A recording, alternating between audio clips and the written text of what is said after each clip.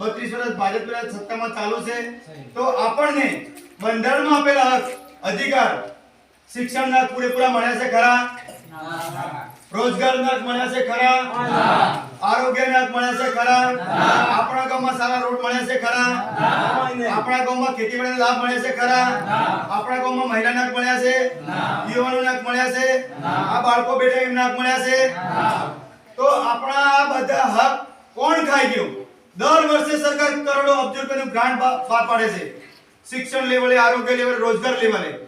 તો આ મિલી ભગતની ભાજપ સરકાર આપણને આપણા હક કાગળ પર બતાવીને શિક્ષણના ખાઈ ગયા, આરોગ્યના ખાઈ ગયા, રોજગારના ખાઈ ગયા, ખેતીવાડીના ખાઈ ગયા, જળ જંગલ જમીનના ખાઈ ગયા. તો આપણે હવે શું કરવાનું છે? કોંગ્રેસ ભાજપને ભૂલવું પડશે.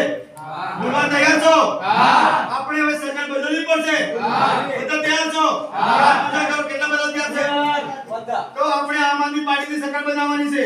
બનાવીશું ને? આમ આદમી પાર્ટીની સરકાર બનીને આપણે શું માંગી છે? ગામમાં સારામાં સારું મંદિર જેવી શાળા બનવી જોઈએ. બનવી જોઈએ.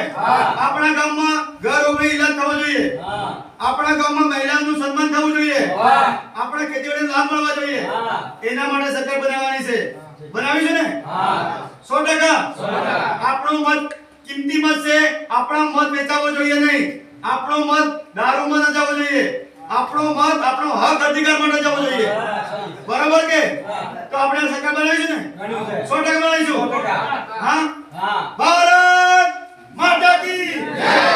વંદે માતરમ. ઇન્કલાબ जिंदाबाद. आम आदमी पार्टी जिंदाबाद. केजरीवाल वसवा साहब तुम आगे बढ़ो, हम तुम्हारे साथ हैं. केजरीवाल वसवा साहब तुम आगे बढ़ो, हम तुम्हारे साथ हैं.